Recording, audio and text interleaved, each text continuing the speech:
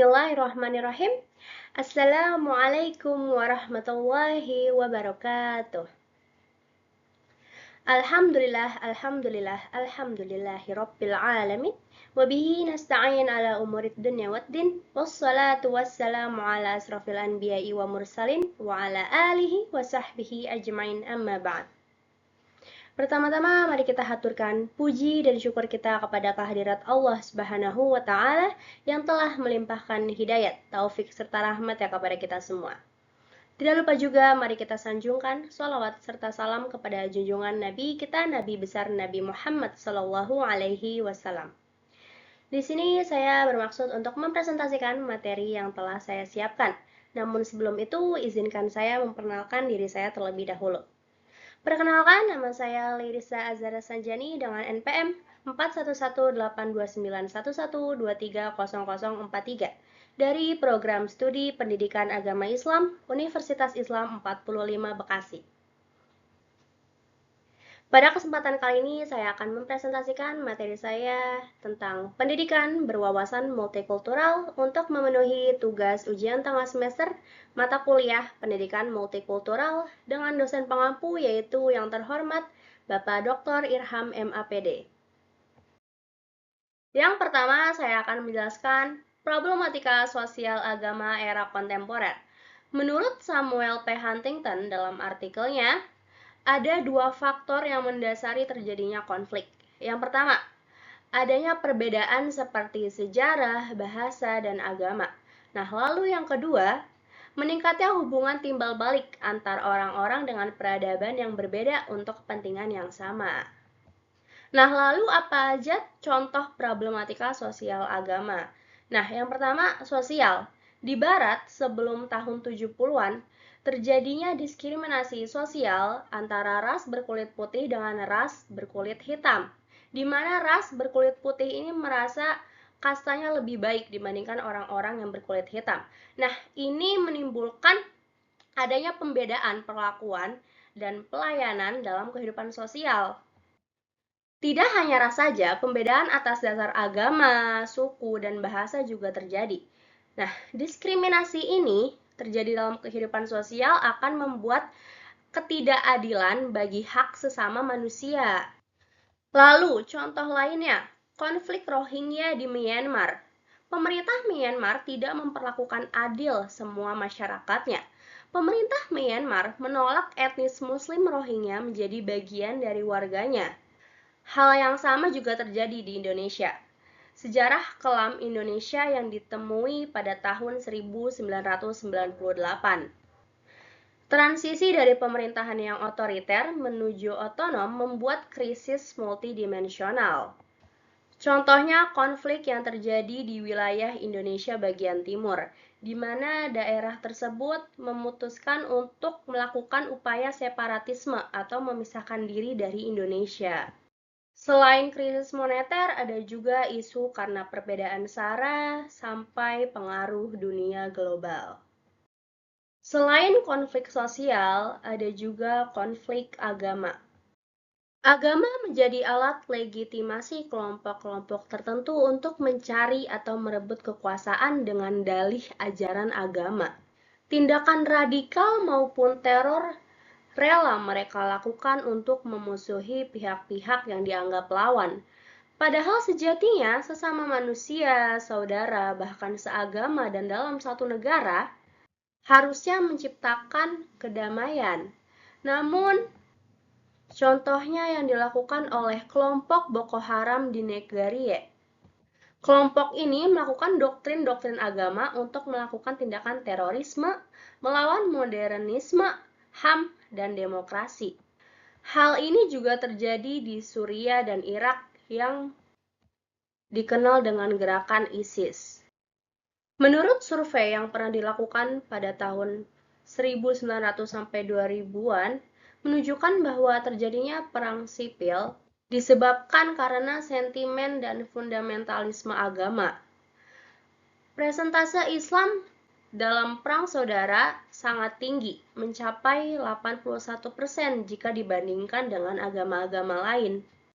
Pertentangan sosial seringkali diatasnamakan nama agama. karena dapat menarik domestik dan dukungan luar. Nah, dikarenakan itu, agama menciptakan prasangka yang buruk terhadap orang lain. Karena itu, ada yang namanya fenomena Islamofobia di Barat. Ini menjadi bukti bahwa agama Islam menjadi tersangka munculnya konflik-konflik terutama terorisme.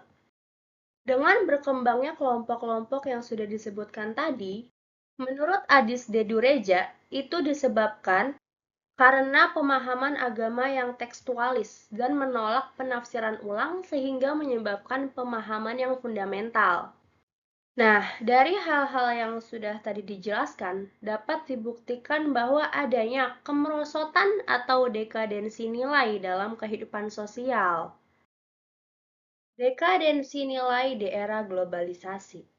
Era globalisasi merupakan gelombang besar yang dapat membuat perubahan sosial, budaya, dan keagamaan. Globalisasi memberikan ruang dan waktu tanpa batas, sehingga segalanya dapat terkoneksi. Nah, dari gelombang tersebut, masyarakat yang multikultural juga terus berkembang. Namun, tidak sedikit permasalahan yang muncul karena adanya gelombang tersebut.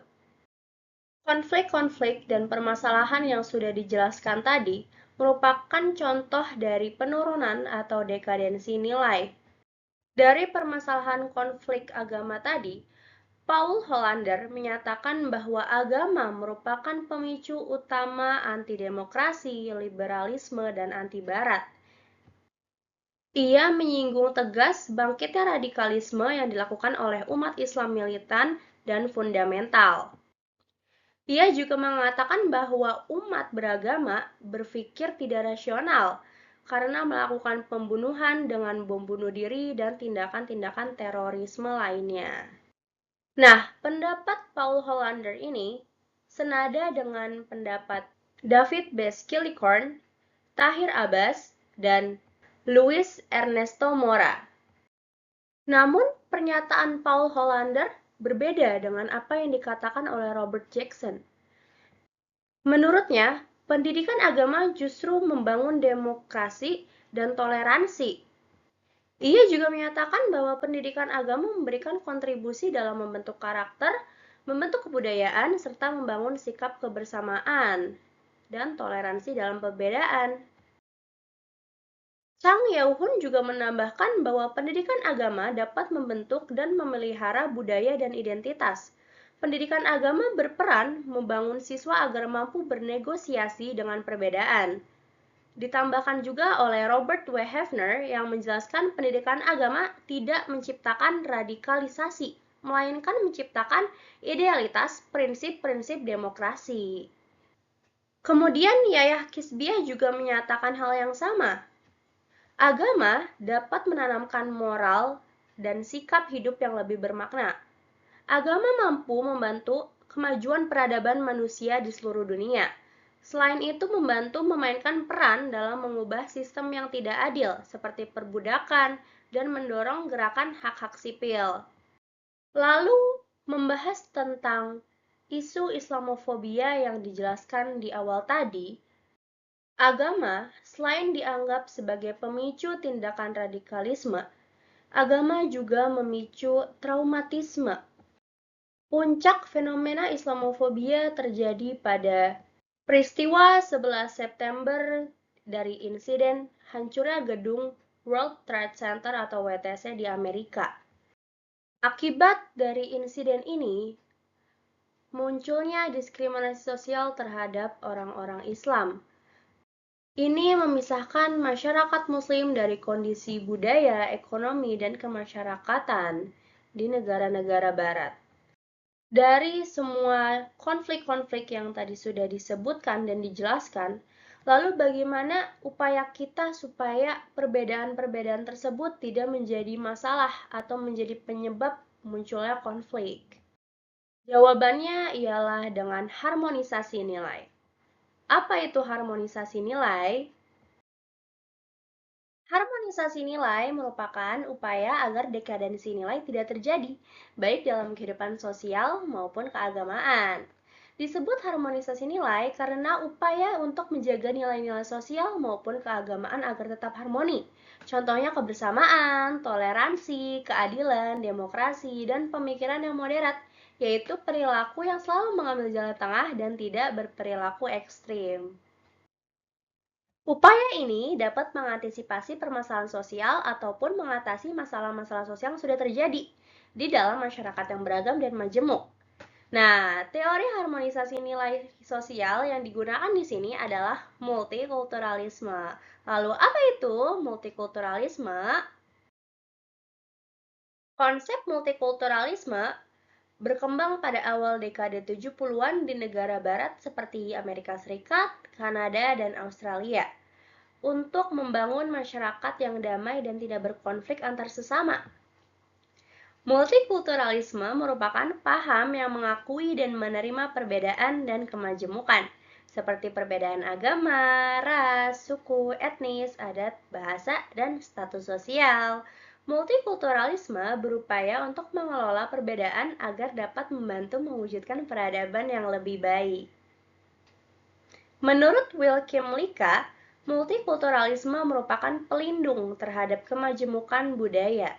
Multikulturalisme sebagai pengakuan atas keberadaan terhadap budaya-budaya dan identitas masyarakat yang beragam dan berbeda.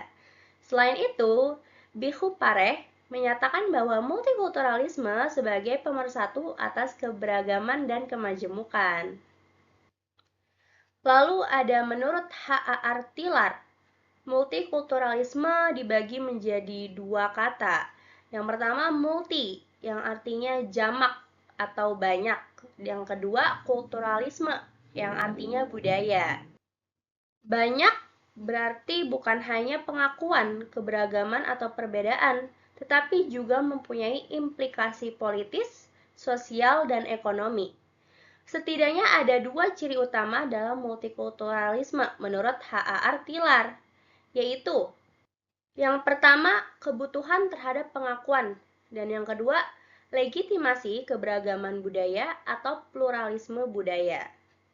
Sedangkan menurut Abu Dinata, multikulturalisme merupakan politik kebudayaan untuk memberi kesamaan hak terhadap manusia yang memiliki perbedaan budaya, agama, etnik, suku, dan lain-lain. Menurutnya, multikulturalisme juga sebagai kebijakan sosial, moral, dan kultural. Nah, lalu ada pilar-pilar yang mendasari multikulturalisme. Di antaranya, demokrasi atau persamaan di depan hukum, kebebasan, dan pengakuan atas dasar keragaman. Pilar-pilar tersebut mampu memberikan pengikat, penghubung, dan pengaman yang eksistensi terhadap keragaman budaya. Nah, selain itu ada juga menurut Aziumardi Azra yang menegaskan bahwa multikulturalisme adalah pandangan dunia yang mengakui dan menerima keragaman budaya. Lebih lanjut, ia juga menjelaskan bahwa kehidupan multikultural merupakan sunatullah yang harus dirawat dan dijaga, termasuk yang ada di negara Indonesia. Menurut James A. Banks, perbedaan memiliki 8 kategori. Di antaranya, ada gender, orientasi seksual, agama atau keyakinan, abilitas dan disabilitas, bahasa, kelompok ras, identitas etnik, dan kelas sosial. Indonesia merupakan negara yang majemuk yang memiliki berbagai keberagaman yang diantaranya ada di dalam 8 kategori tersebut.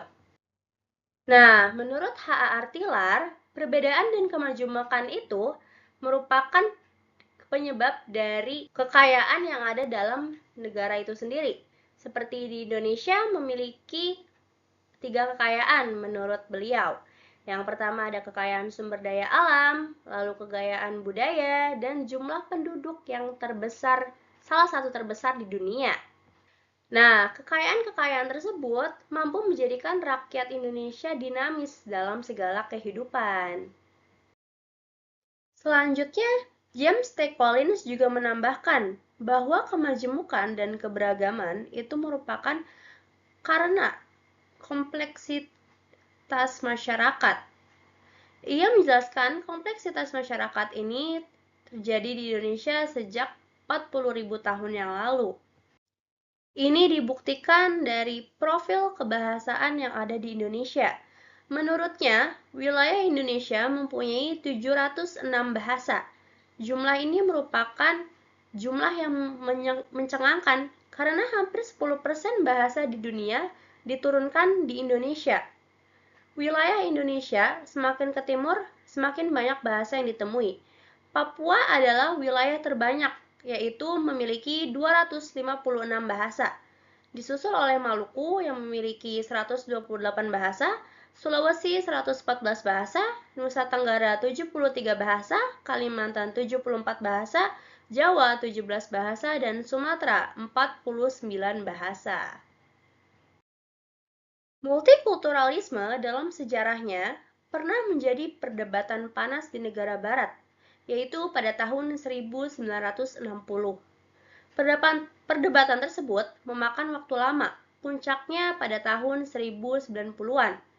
Perdebatan itu terfokus pada dampak negatif dari multikulturalisme. Menurut orang-orang pada saat itu, dampak negatifnya adalah akan mengikis demokrasi liberal. Kebebasan masyarakat imigran bisa mengikis hak, kebebasan dan kebudayaan masyarakat asli yang mayoritas. Selain itu, kebijakan multikulturalisme sangat tidak ideal karena rumusannya sangat normatif. Teori multikulturalisme secara normatif tidak memadahi tentang hubungan etnis dengan politik. Namun, Will Kimlicka membantah asumsi itu. Kimlicka mengatakan bahwa kebijakan multikulturalisme sangat mendukung terhadap demokrasi liberal dan bukan malah mengikis.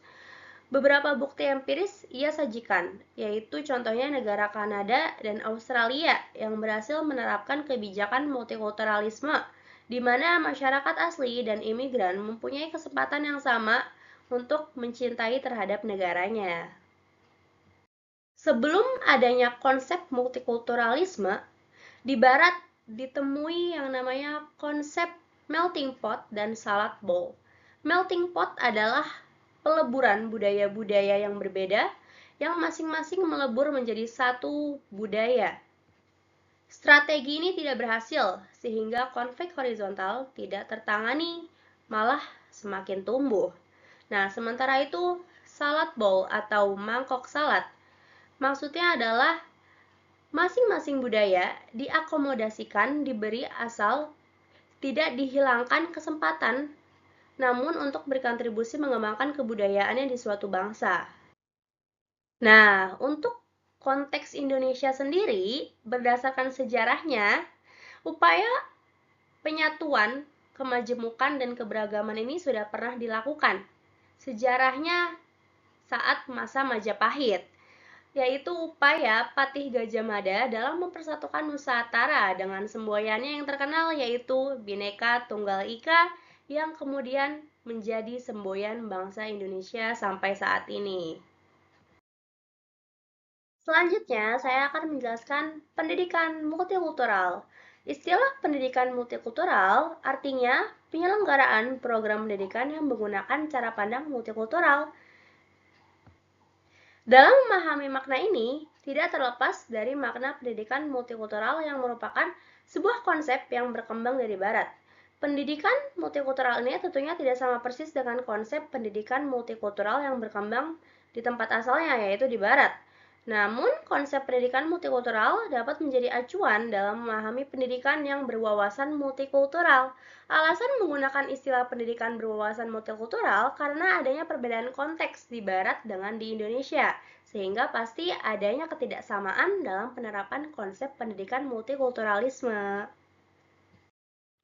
Terkait dengan definisi pendidikan multikultural, James A. Banks sebelumnya menjelaskan adanya miskonsepsi beberapa ilmuwan dalam memaknainya. Misalnya, Glaser 2007 menyatakan bahwa pendidikan multikultural dimaknai sebagai program gerakan pendidikan untuk masyarakat Afrika, Amerika Latinos, warga miskin, kaum wanita, dan masyarakat yang termarginalkan atau terpinggir. Nah, dalam miskonsepsi lain, pendidikan multikultural dinyatakan sebagai konsep gerakan kembali ke peradaban barat atau baratisasi dan memecah kesatuan bangsa.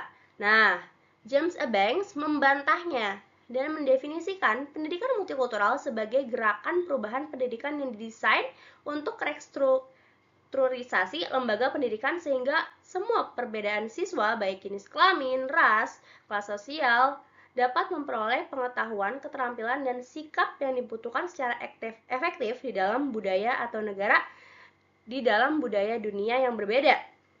Pendidikan multikultural merupakan sebuah teori yang meyakini kebenaran untuk mengakui kepada manusia atas segala perbedaannya, termasuk terhadap kaum perempuan. Nah, lebih lanjut, James A. Banks menyatakan bahwa pendidikan multikultural sebagai gerakan pembaharuan yang dirancang untuk membuat perubahan besar dalam dunia pendidikan seperti di sekolah-sekolah, perguruan tinggi, dan sejenisnya. Tujuan dari gerakan ini, pertama, untuk memberikan pandangan seseorang agar mengenali budayanya sendiri atau budaya lain. Kedua, menyediakan kebutuhan siswa dengan berbagai alternatif bahasa, budaya, dan etnik.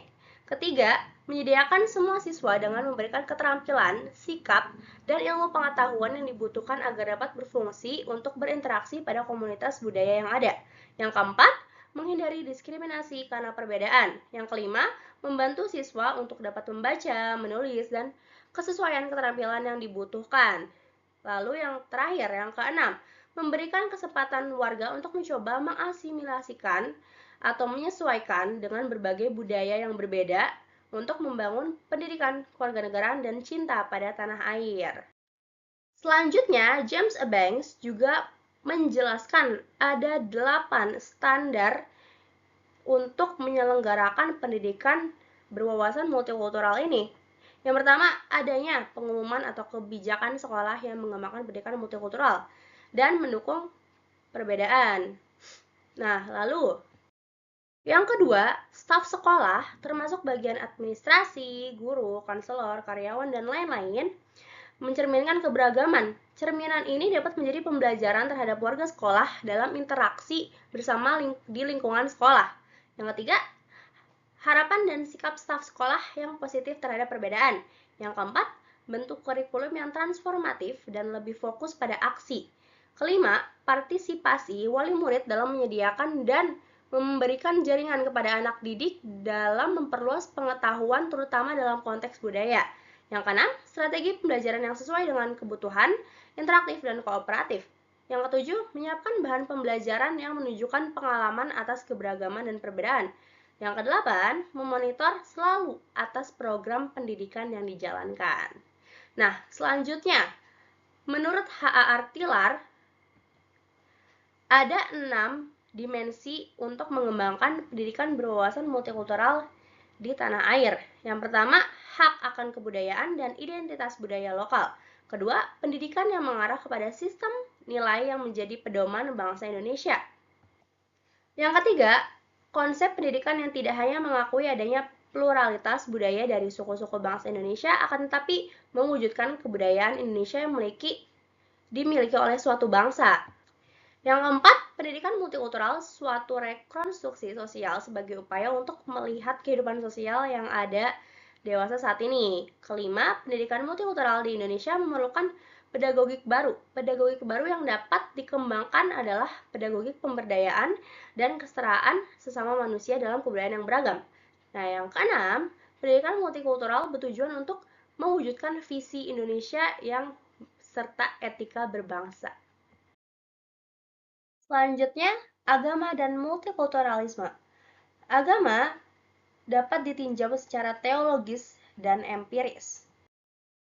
Secara teologis, ada yang disebut dengan konsep insan kamil, di mana konsep ini adalah agama membangun kepribadian manusia pada semua dimensi, baik dimensi spiritual, emosional, maupun intelektualitas, sehingga manusia dapat menjadi manusia yang sempurna dalam berhubungan kepada sesama manusia, diri sendiri, alam, ataupun kepada Tuhan. Nah, lalu dalam Al-Quran, lebih tepatnya pada Quran Surat Al-Hujurat ayat 13, yang artinya di mana Tuhan menciptakan manusia dari jenis yang berbeda antara laki-laki dan perempuan, kemudian menjadikannya bersuku-suku dan berbangsa-bangsa untuk saling mengenal. Nah, menurut Zam Akhsyari, dalam ayat ini terdapat dua hal yang penting. Yang pertama, dari poin manusia diciptakan bersuku-suku dan berbangsa-bangsa atau majemuk. Nah, jadi di sini dapat kita ketahui bahwa kemajemukan atau keberagaman merupakan sunatullah yang memang Allah ciptakan untuk kita. Nah, lalu poin yang kedua adalah di poin lita'aruf atau saling mengenal. Jadi, poin ini menunjukkan pentingnya untuk saling mengenal dalam kehidupan manusia yang beragam dan majemuk. Nah, sedangkan agama menurut tinjauan empiris, menurut Brian S. Turner, makna agama dapat dilihat dari dua perspektif. Nah, dalam sudut pandang empiris ini, agama justru dipandang sebagai konstruksi sosial dan justru dapat menjadi pemicu konflik sosial. Nah, berdasarkan Brian S. Turner tadi, dua perspektif itu adalah reduksionis dan non-reduksionis. Perspektif reduksionis melihat agama sebagai epifenomena, yakni ekspresi dasarnya dalam perilaku manusia secara individual maupun kelompok. Perspektif ini menggunakan landasan dasar saintifik maupun positivistik, seperti yang diikuti oleh misalnya Karl Marx, E.B. Taylor, Freud, dan Engels. Nah, lalu ada juga perspektif non-reduksionis. Seperti Emil Durkheim, Max Weber, perspektif ini melihat dari gejala-gejala antropologis dan sosiologis. Nah, berdasarkan tinjauan empiris itu, Karl Marx menganggap bahwa agama tidak memberi perhatian atas masalah-masalah kehidupan sosial, ekonomi maupun kemasyarakatan. Nah, yang terakhir saya akan menjelaskan keberagaman bervisi integral. Integral sendiri memiliki arti kesatuan, kepaduan, atau keseluruhan. Jadi, keberagaman bervisi integral adalah keberagaman yang menjadi kesatuan yang padu, sama seperti konsep harmonisasi nilai yang di awal tadi. Sementara itu, Ken Wilber berupaya menjelaskan visi integral terkait dengan tingkat perkembangan kesadaran manusia. Ken Wilber menguraikan perkembangan kesadaran manusia dengan menggunakan konsep piramida spiral. Konsep ini mempunyai 8 fase gelombang kesadaran manusia yang bertingkat antara satu sama lainnya, mengalir dalam satu kesatuan.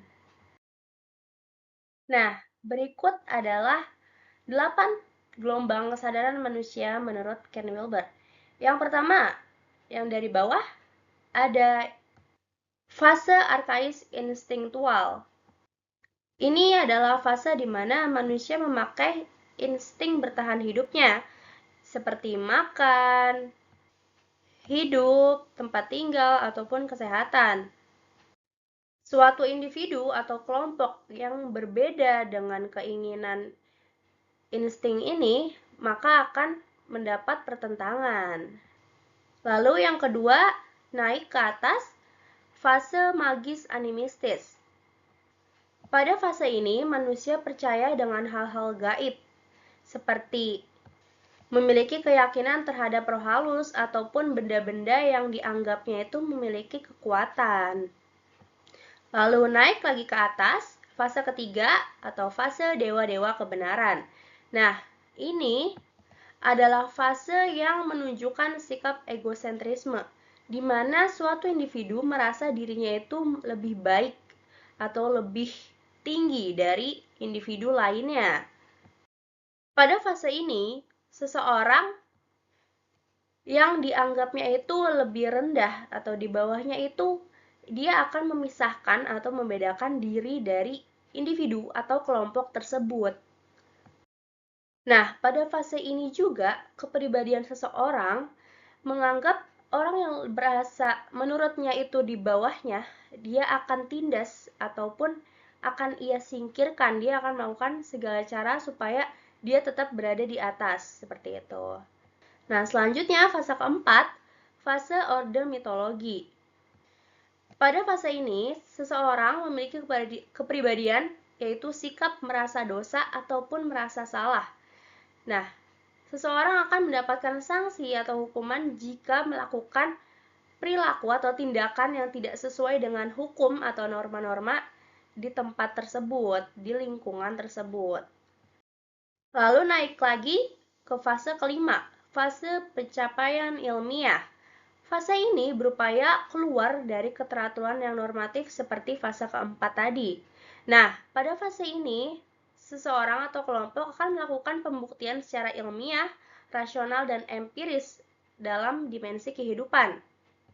Contohnya pada abad pertengahan di mana orang-orang pada masa itu mengukur kebenaran dengan bukti-bukti ilmiah. Lalu naik lagi ke atas, fase ke-6, fase peka diri.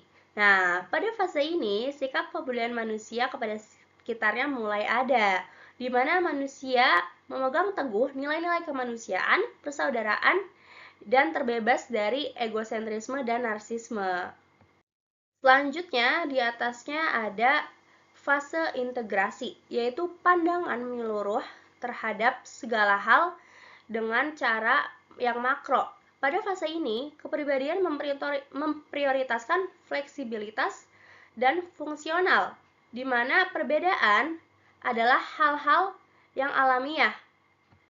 Pengetahuan dan kompetensi menggantikan kekuasaan, status apapun, kepekaan, dan kelompok-kelompok tertentu. Nah, lalu fase teratas atau tertinggi yaitu fase ke-8 adalah fase virus holistik. Nah, pada fase ini, manusia mempunyai pandangan tanpa batas, melewati kesadaran dan kepedulian diri pribadi, yaitu dia lebih mengutamakan hal yang universal dan tidak mementingkan keinginan pribadi ataupun kelompoknya. Fase virus holistik dan integraholonik adalah fase tertinggi dalam tingkat kesadaran manusia. Nah, pada fase ini, manusia lebih mementingkan kebutuhan bersama, kebutuhan universal, dan sudah tidak memikirkan kepentingan pribadi maupun kelompok. Baik, demikian hal yang dapat saya sampaikan. Kurang lebihnya mohon dimaafkan. Atas perhatiannya saya ucapkan terima kasih. Wassalamualaikum warahmatullahi wabarakatuh.